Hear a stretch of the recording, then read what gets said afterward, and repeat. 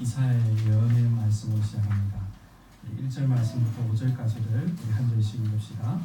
이새의 줄기에서 한 싹이 나며 그 뿌리에서 한 가지가 나서 결실할 것이요 그의 위에 여호와의 영이 곧 진리와 생명의 영이요 원력과 진리의 영이요 주식과 여호와를 경외하는 영이 강림하시리니 그가 여호와를 경외함으로 즐거움을 삼을 것이며 그의 눈에 보이는 대로 심판하지 아니하며 그의 귀에 들리는 대로 판단하지 아니하며 공의로 가난한 자를 심판하며 정직으로 세상의 경건한 자를 판단할 것이며 그의 입을 걷기로 세상을 쓰며 그의 입술을 기름으로 악인을 죽일 것이며 5절은 다 함께 합시다. 공의로 그의 머리띠를 삼으며 성실로 그의 몸의 띠를 삼으리라. 아멘. 자, 이번에는 신약성경 마태복음으로 보겠습니다. 마태복음 6장 9절에서 10절입니다. 신약성경 8면이 되겠습니다.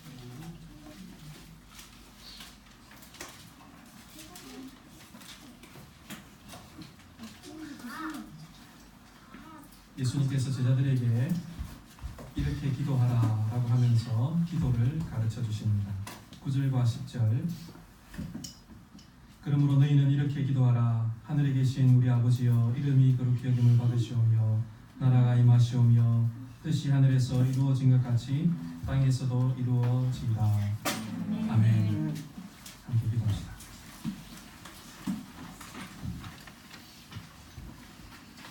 은혜와 자비가 풍성하신 우리 하나님 아버지, 이 시간 저희들을 하나님의 보좌 앞으로 불러 모으시며 하나님의 말씀을 듣도록 귀한 은혜와 복을 허락해 주셔서 감사합니다. 하나님을 가까이 하는 것이 우리에게 복인 줄 믿습니다. 이 시간 주의 말씀을 들을 때에 그 말씀이 우리의 마음에 잘 새겨지게 하시고 뿐만 아니라 우리의 삶 속에서 순종하며 열매 맺을 수 있도록 인도하여 주옵소서. 예수님의 이름으로 기도드리옵나이다. 아멘. 아멘.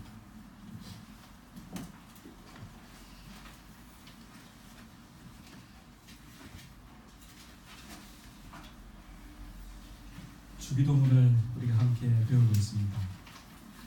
그리고 기도의 본질은 하나님을 가까이 하고 기도의 방향은 하나님 아버지를 지향하는 것이 되어야 한다고 했습니다. 이것이 신자의 복입니다. 이제 그러면 우리는 무엇을 구해야 할까 하는 다음의 질문으로 넘어가게 됩니다. 기도에는 우선순위가 있습니다. 그냥 아무렇게나 기도를 막 드리는 것이 아니라 무엇을 먼저 구해야 하고 그 다음에 무엇을 구해야 하는지 그런 논리적인 순서가 있습니다. 주님은 우리에게 먼저 구해야 할 것들을 알려주십니다. 첫 번째는 아버지의 이름이 거룩하게 하도록, 두 번째는 아버지의 나라가 오게 하도록, 세 번째는 아버지의 뜻이 하늘에서 이루어진 것처럼 이 땅에서도 이루어지도록 그렇게 기도해야 한다고 했습니다. 자, 순서대로 하면 아버지의 이름, 아버지의 나라, 그리고 아버지의 뜻을 간구해야 한다는 것입니다. 이것이 우리의 기도 생활에서 가장 먼저 구해야 할 것들입니다. 우리가 가장 먼저 구해야 할 것들은 아버지의 이름과 관련되어져 있습니다. 십계명이 하나님의 이름과 관련해서 소극적으로 하나님의 이름을 망령되게 일컬지 말라라고 그렇게 명령하는 것에 비해서 주기도문은 아주 적극적입니다. 하나님의 이름을 거룩하게 하도록 저희가 기도하라 라고 그렇게 가르치고 있습니다. 기도를 시작하면서 가장 먼저 하나님의 이름을 거룩하게 하는 삶을 우리는 구해야 하는 것입니다. 하나님의 이름을 거룩하게 한다는 것은 무엇입니까? 그것은 사람의 제일 되는 목적, 곧 하나님을 영화롭게 하는 것과 연결되어져 있습니다. 하나님을 영화롭게 하는 것이 기도의 가장 중요한 목적이며 동기입니다.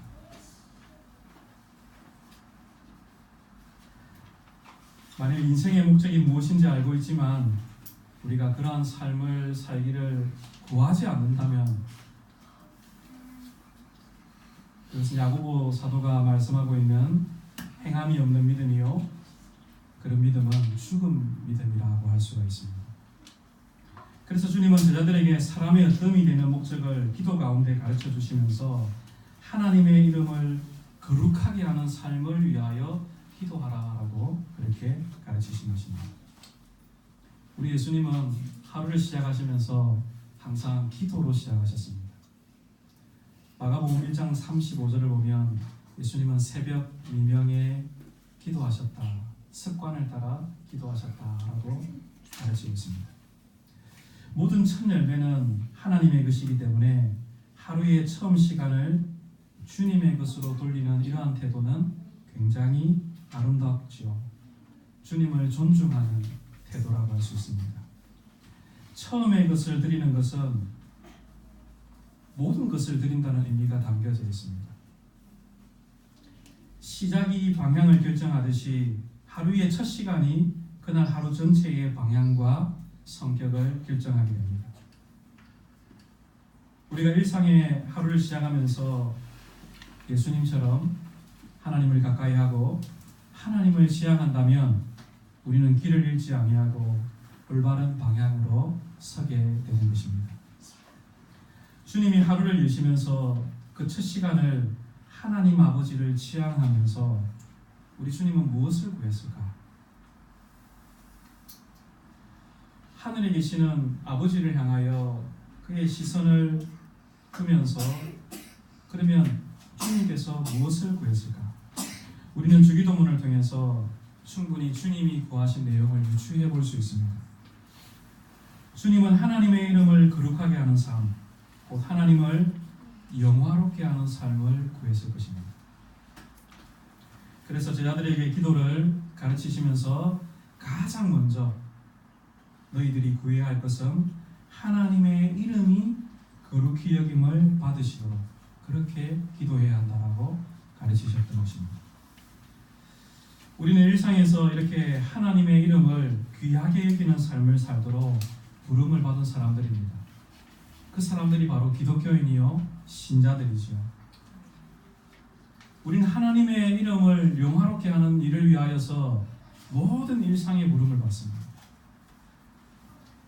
중국의 역사가 중에 사마천이라는 분이 계십니다. 사기라는 책을 썼지요. 아마 여러분은 읽어보셨을지도 모르겠습니다. 그 사기라는 책에서 사마천은 이렇게 이야기합니다. 사람은 한 번 죽는 것이지만 어떤 경우에는 태산보다 무겁고 어떤 경우에는 깃털보다 가볍습니다. 그래서 조상을 욕되게 하지 않는 것이 최상이고 최악은 궁형입니다. 좀 어렵습니까? 이 옛날 중국 사람들은 조상의 이름을 굉장히 귀하게 여겼습니다. 그렇지 못한 경우에는 극단적으로 생식기를 자르는 그런 형벌을 받았는데 그거를 궁형이라고 합니다. 육신의 아버지를 귀하게 여기는 것이 이렇게 중한 일이라면 하늘 아버지를 귀하게 여기는 것은 우리 신자에게 너무나 당연한 일이라고 할 수가 있겠습니다. 그러나 우리의 실제 말과 행위를 한번 우리가 돌아보고 되짚어 본다면 하나님의 이름은 정말 우리에게 태산보다 무거운 것이 아니라 정말 깃털보다도 가볍지 않는가 하고 생각해 봅니다. 우린 정말 하나님의 이름을 무겁고 중하게 태산보다도 크게 여겨야 하는데 깃털보다도 가볍게 여기는 죄를 범하면서 매일매일 살아가는 것입니다. 그래서 종교개혁자 마틴 루터는 이 주기도문을 가르치면서 설교하면서 이렇게 이야기했습니다. 성경에서 이토록 우리를 모질게 깎아내리고 망가뜨리는 가르침은 없다. 주기도문을 통해서 이렇게 얘기했습니다. 우리를 이토록 모질게 깎아내리고 망가뜨리는 가르침이 어디에 있는가? 왜 루터가 그렇게 표현했을까요? 루터는 자신을 포함해서 아무도 그 누구도 하나님의 이름을 거룩하게 여기지 않는다는 것을 발견하고 깨달았기 때문이었습니다. 우리는 이 루터의 말에 정직하다면 동의할 수밖에 없을 것입니다.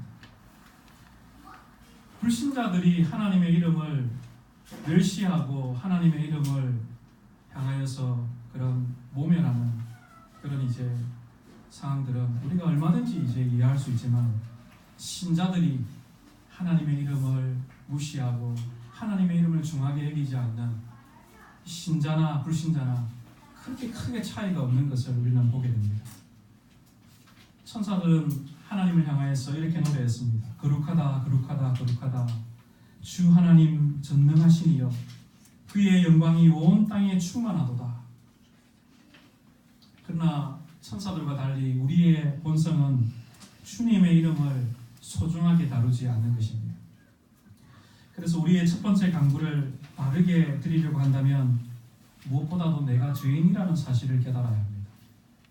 하나님의 이름을 거룩하게 여기기를 기도하는 사람은 무엇보다 자신이 그렇지 못한 죄인이라는 사실을 깨달아야 하는 것입니다. 회개하는 심령으로 하나님께 그러한 간구를 올려드려야 하는 것입니다.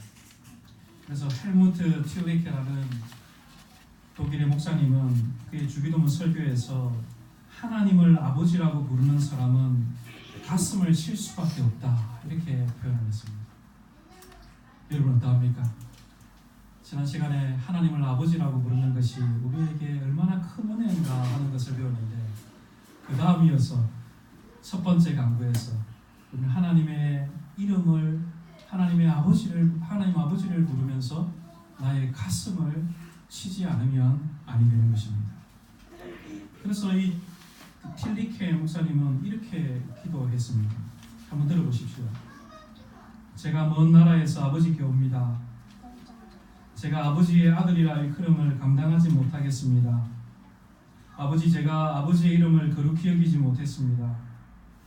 아버지 이름을 수백 번도 더 팔아먹었습니다. 아버지 이름이 제 삶에서 차지하는 비중이 너무나 보잘것없이 작습니다. 상사의 이름, 역사 속의 훌륭한 사람들의 이름, 제가 사랑하는 사람들의 이름이 아버지 이름보다 제게 더 소중하고 저를 훨씬 사로잡기 때문입니다.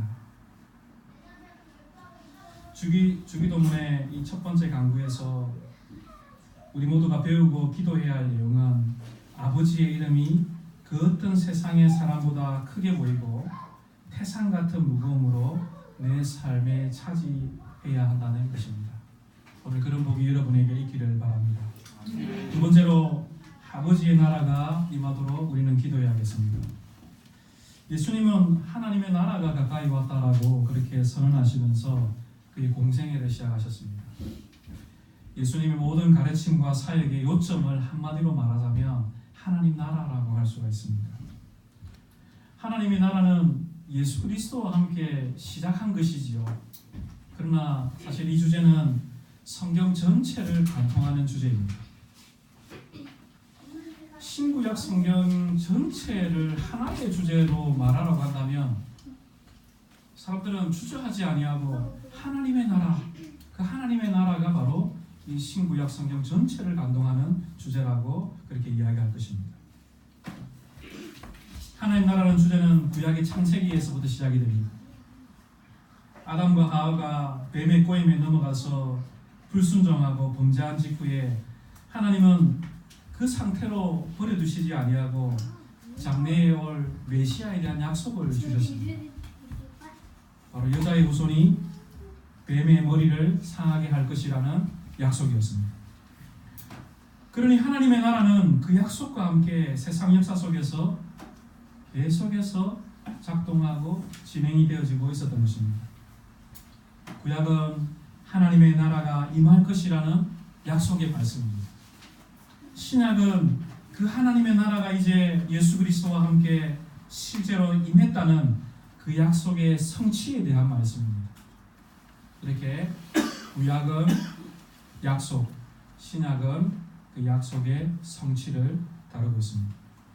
그래서 예수님께서 하나님의 나라가 가까이 왔다라고 말씀하셨을 때에 그 의미는 갑자기 하늘로부터 어떤 새로운 나라가 임한 것이 아니라 이전에 창세부터 하나님께서 약속하셨던 그 하나님의 나라가 이제 예수 그리스도의 인격과 사역을 통해서 막 드러나고 있다.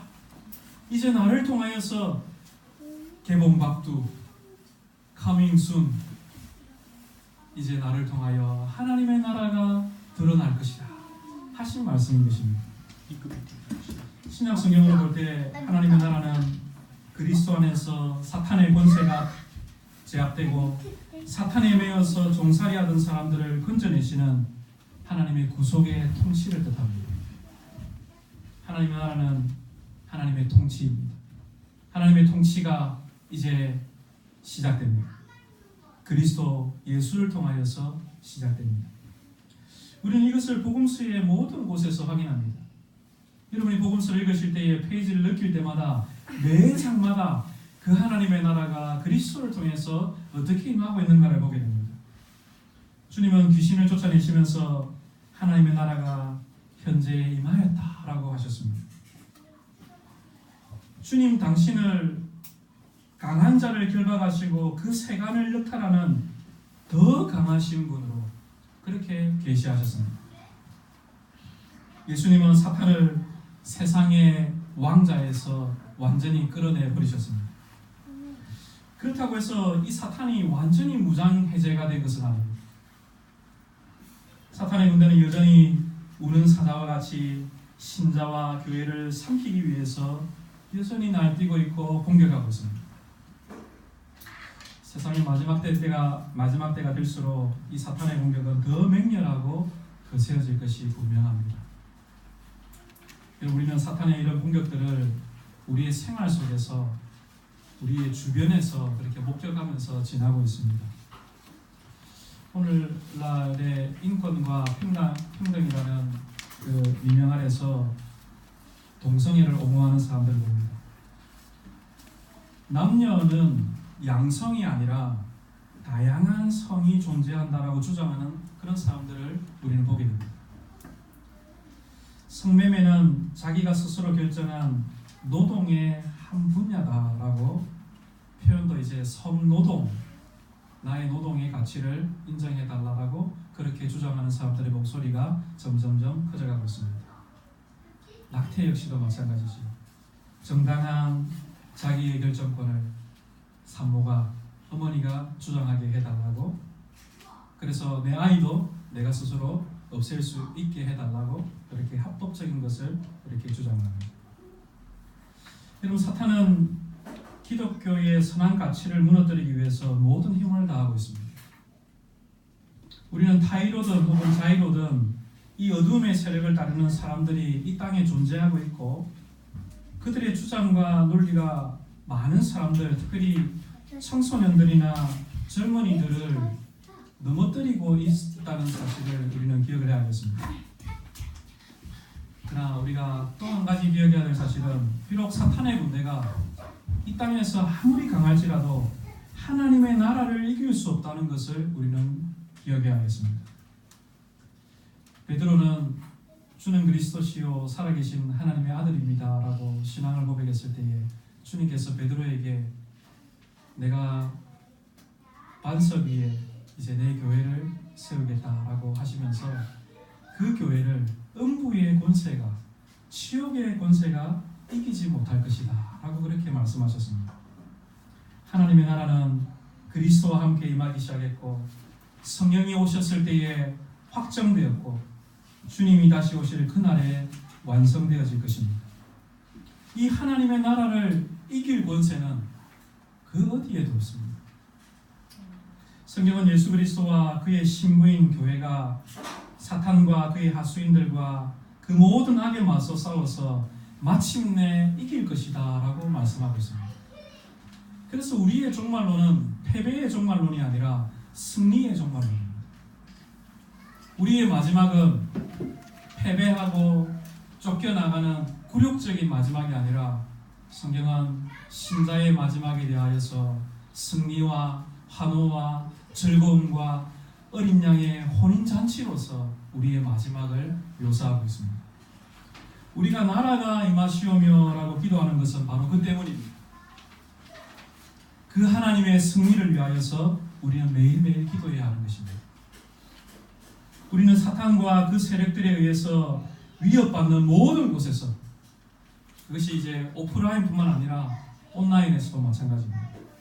그 모든 곳에서 하나님의 나라가 임하도록, 그 하나님의 승리가, 하나님이 우리에게 약속하신 그 온전한 승리가 임하도록 우리는 기도해야 하는 것입니다.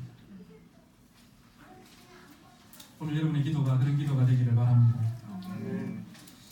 그 하나님의 나라는 세상에 속한 것이 아니지요. 로마 총각 빌라도가 우리 구주 예수님을 신문할 때에 예수님께서는 내 나라는 이 세상에 속한 것이 아니다 라고 그렇게 말씀하셨습니다. 하나님의 나라는 이 세상의 방식대로 전진하지 않습니다. 그렇지 않습니까? 세상의 방식대로 하나님의 나라를 전진시키려고 하는 사람들이, 이렇게 작동시키려고 하는 사람들이 생각보다도 꽤 많이 있습니다. 그러나 오늘 하나님 말씀을 제대로 우리가 깨닫게 될 때에 하나님의 나라는 이 세상에 속한 것이 아니며 이 세상의 방식대로 전진하지 않는다는 것을 우리는 알게 되어지는 것입니다. 오늘 일부 기독교 신자들 중에서는 사회복음을 주장하는 사람들이 많이 있습니다. 더 나은 법을 만들어서, 그리고 더 나은 제도를 만들면 그 제도 속에 하나님의 나라가 임할 것이라고 주장합니다. 사회개혁을 주장하는 것이죠. 그래서 아마 여러분 기억하시겠지만 대통령 선거 때가 되면 이제 기독교 정당이라는 것이 출연하게 되어지고, 후보자들이 더 나은 교육과 주거와 노동 환경의 개선을 위해서 기독교적인 가치로 일하겠다라고 그렇게 공약을 하는 것을 보게 됩니다. 근데 그분들의 모든 신학의 그 근거가 바로 하나님의 나라에 대한 것입니다. 그분들이 이해하고 있는 그 하나님의 나라를 가지고 이 세상을, 제도를, 법을 고쳐가겠다는 것입니다. 하나님의 나라를 위하여서 이렇게 얘기하니까 우리가 참 일부 동의가 됩니다. 그죠? 그래서 아마 선거 때 기독교 정당을 투표하는 그런 분들도 아마 계실 것입니다. 저는 아주 성경적이고 좋은 기독교 정당이 출연하기를 늘 바라고 있습니다. 저는 이분들의 주장에 일부는 동의하지만 그것에 전적으로 동의할 수는 없습니다. 왜냐하면 그들이 그 문제에 접근하는 방향이 틀리기 때문입니다. 이분들은 문제를 개선하기 위하여서 어디에서부터 접근을 하려고 하냐면 밖에서부터 접근을 하려고 합니다. 환경을 바꾸고 법을 개선하면 문제가 해결될 것이라고 생각하는 것입니다. 그러나 우리 예수님은 항상 밖에서 접근하시지 않았습니다. 우리 예수님의 접근 방식은 항상 안에서부터 밖을 변화시키는 것이었습니다. 우리 예수님이 그렇게 하시지 않았다면 우리 예수님은 이슬람교의 지도자처럼 세상에 아마 왕이 되었을 것입니다. 예수님은 사람의 근본 문제가 환경에 있는 것이 아니고 외부에 있는 것이 아니라 인간의 마음에 있다라고 보셨습니다. 환경을 개선하고 제도를 바꾸면 사람이 달라지는 것이 아니라 그런 일은 없다. 주님의 관심은 사람의 마음을 변화시키는 그 마음의 개혁과 마음의 혁명을 원하셨습니다. 여러분, 사람은 죄인이라는 사실을 우리는 깨달아야 합니다. 우리는 이 주님이 가르쳐 주신 기도를 배울 때에 내가 얼마나 이 기도에 부합하지 못하는 죄인이라는가 하는 것을 깨달아야 합니다. 근데 그 앞에다가 하나 수식어를 더 붙여야 합니다. 어떤 수식어를 붙여야 되냐면 비참한이라는 수식어입니다. 우리는 어떤 죄인이냐 하면 참 비참한 죄인들입니다. 그러니 모든 문제 해결하는 이 근본적인 방식이 우리의 마음의 변화에서부터 시작되어야 합니다. 마음이 변화되어야지 좋은 시민이 될 수 있고 좋은 부모도 될 수 있고 좋은 직장에서의 일꾼이 될 수 있는 것입니다. 아버지의 나라가 임하오기를 그렇게 기도하는 것은 무엇보다도 내 자신이 비참한 죄인이라는 것을 깨닫고 하나님께로 돌아왔으면 것입니다.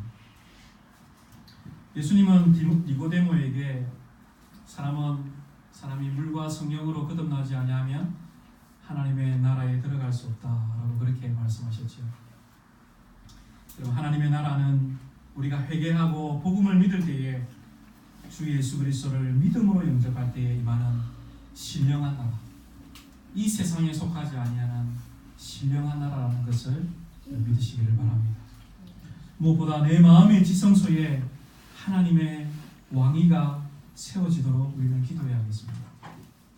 내 자신이 내 인생을 다스리는 내가 인생의 왕이 아니라 하나님의 나라가 임하게 하옵소서라고 기도할 때에 하나님이 내 마음의 자소의 왕이 되셔서 나의 삶을 다스려 주옵소서.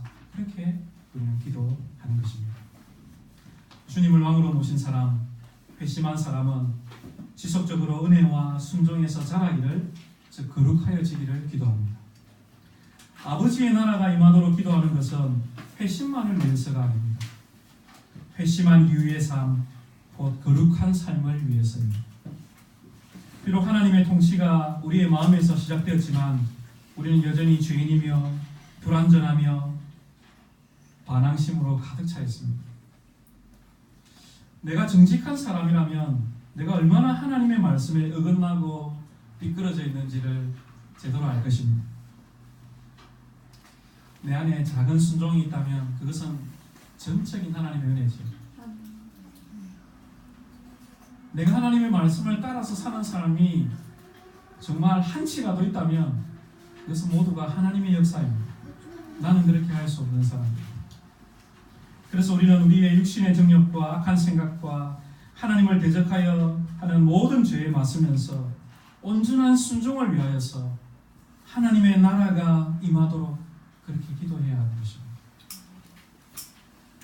승리를 위하여, 그리고 회심을 위하여, 성화를 위하여 하나님 나라가 임하도록 기도해야 합니다. 우리 어린아이들은 아마 이런 기도가 좀 마음에 와닿지 않을 것 같습니다. 우리 유진이 입장에서 보면 하나님 나라의 승리, 회심, 또 성화 이런 말들이 와닿지 않겠지요. 그래서 제가 어린아이들을 위해서 조금 바꾸어봤습니다. 그 나라가 임하게 하옵소서라고 기도하는 것은 이런 것입니다.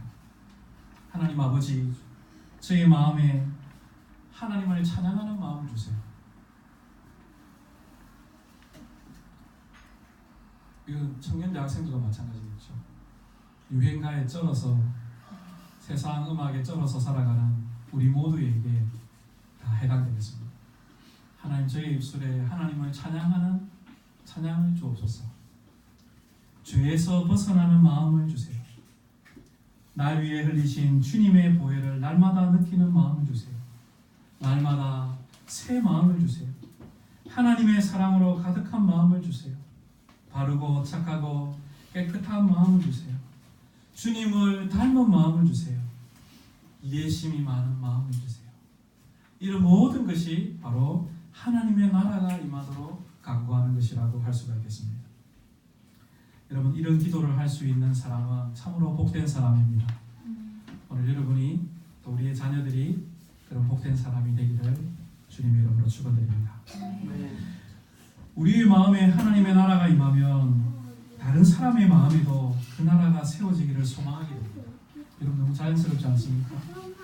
내 마음에 하나님의 나라가 세워지기 너무 좋으니까 다른 사람의 마음에도 그 마음이 세워지기를 바라는 것이죠. 이것이 바로 전도요, 선교입니다.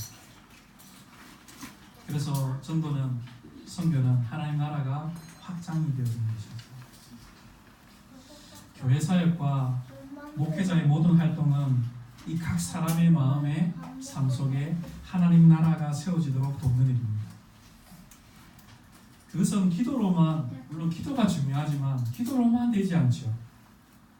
목회자의 설교와 가르침과 신방과 상담과 다양한 사역들을 통해서 이 하나님의 나라가 이루어지게 되어지는 것입니다. 그래서 저희 교회는 우리 교인들이 의무적으로 1년에 한 번 이상은 신방을 받게 되어져 있습니다. 왜 그러합니까? 여러분의 가정에 진실로 하나님 나라가 세워지기를 바라기 때문입니다. 어제 우리 바이블키 종합 여행을 다녀왔습니다. 프랑스를 갔다 왔습니다. 네. 어디 프랑스라는 장소였는데 어디 프랑스를 느끼셨습니까? 네. 맛있는 것도 먹고 한강도 보고 좋은 시간들을 우리가 가지게 되었는데 이 일들이 하는 목적이 무엇인가? 그것도 하나님의 나라를 우리 안에 세워가기 위하여서 우리가 그 모든 일들을 진행해야 하는 것입니다. 여러분, 하나님 나라를 위하여 우리는 기도만이 아니라 우리의 은사를 사용해야 합니다. 우리의 땀을 흘려야 합니다. 수고하고 때로는 희생해야 합니다. 때로는 마음을 보태야 합니다. 때로는 물질을 드려야 합니다. 밤에 예수님과 독대했던 니고데모는 영생을 구하면서 하나님 나라 입구에 섰습니다. 선생님, 내가 어떻게 하면 영생을 얻을 수 있습니까? 라고 그는 물었습니다. 그러나 그는 그 하나님 나라의 입구에서 그 하나님 나라이신 그리스도를 대하면서 그 나라에 들어가지 못하고 머뭇거리다가 그냥 돌아가 버리고 말았습니다. 이 교회 역사가들은 니고데모와 같은 사람, 하나님 나라에 들어가기를 바랬지만 들어가지 못하고 그 입구에서만 머뭇거리는 사람, 이러지도 못하고 저러지도 못하는 사람들을 향해서 뭐라고 불렀냐면 니고데모주의자들이다, 이렇게 불렀습니다. 주님의 나라에 들어가지 못하고 세상 나라에서 세상 나라의 그 좋은 것들, 자기가 가지고 누리고 있는 쾌락들을 놓지 못해서, 그 즐거움을 놓지 못해서 이러지도 저러지도 못하는 사람, 그들은 다 니고데모들입니다. 오늘 여러분은 어떤 사람들입니까? 오늘 여러분 혹시 니고데모들이 아닙니까? 롯이 소돔과 고모라를 탈출하여서 나올 때에 천사는 뒤를 돌아보지 말라고 그렇게 명령했습니다. 그러나 롯의 아내는 어땠습니까? 그 소돔의 문화, 그 소돔의 즐거움, 그가 누렸던 모든 추억의 장소들, 그 모든 인간의 세상의 그리움에 하나님 약속하신 것을 걸어가지 아니하고 뒤를 돌아보았다가 소금 기둥이 되고 말았습니다. 그래서 복음서에서 요한은 롯의 처를, 롯의 아내를 네가 기억해라 라고 세상을 사랑하는 사람들을 향하여 그렇게 경고하고 있습니다. 사랑하는 여러분, 하나님의 나라를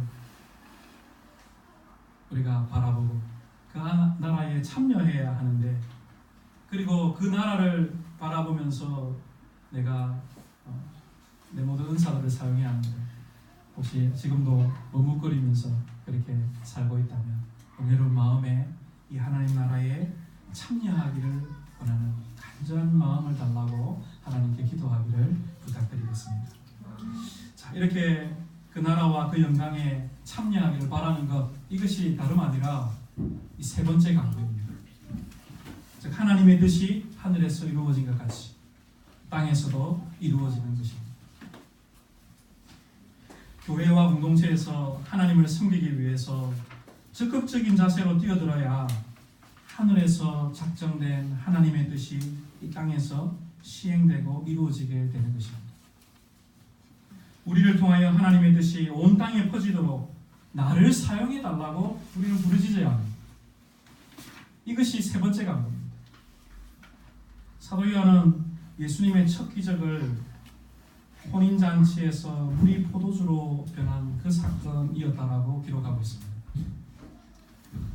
요한은 예수님이 이 첫 표적을 행하여서 하나님의 영광을 나타내셨고 제자들이 비로소 주님을 믿게 되었다라고 그 이야기의 결론을 맺고 있습니다. 가나의 혼인잔치의 포도주의 비밀을 우리는 알고 있습니다. 그러나 그 당시에 그 혼인잔치 집에 있던 사람들을, 하객들은 전혀 알지 못했습니다. 심지어 그 잔치를 베푼 연회장조차도 그 포도주의 비밀에 대해서는 알지 못했습니다. 하인들이 포도주를 갖다 주었을 때에 연회장은 물로 된 포도주를 맛보고는 어디에서 왔는지 알지 못하였다라고 성경은 기록하고 있습니다. 하지만 그 포도주의 비밀을 아는 사람들이 있었습니다. 그들은 누구였습니까?